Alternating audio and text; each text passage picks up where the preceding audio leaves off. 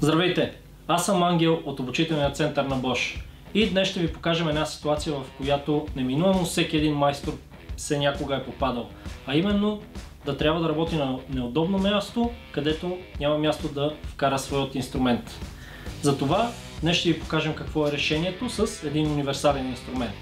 Нека видим!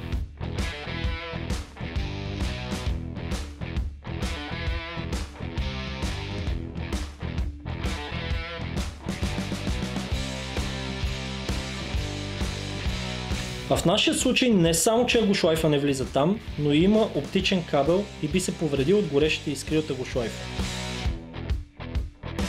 Имаме осцилиращ инструмент за тези проблеми. Това е новият GOP 185 Li. Осцилиращите инструменти решават много проблеми за майстора и улесняват работата, а работата изглежда добре и професионално.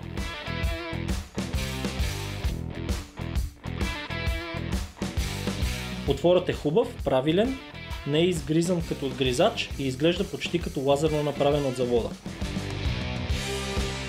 Новият GOP може да се похвали с намалена обиколка на дръжката. Приляга хубаво, дори и в по-малки ръце, което е наистина добре дошло на трудно достъпни места. Закрепването на аксесуарите става бързо само с едно щракване. Ние го наричаме Snap In, която включва най-широката гама на Bosch аксесуари StarLock Plus. Производителността е на лице благодарение на безчетковия мотор с дълъг живот с едно зареждане.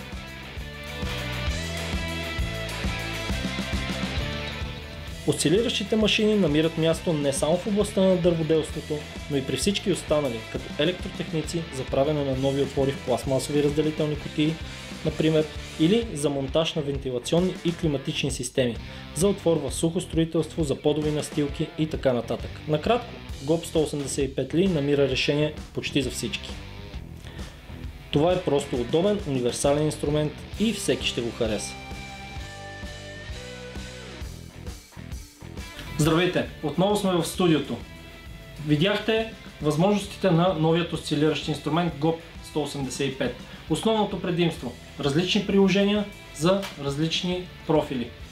И най-важното – работи с 18 волтовата батерия от професионалното семейство на Bosch. Така че всяка една батерия става на инструмента. Имате пълната свобода за работа, което ви пести време и пари. Ако ви е харесало видеото, гледайте и останалите ни видеа в YouTube канала Bosch Professional България. До нови срещи!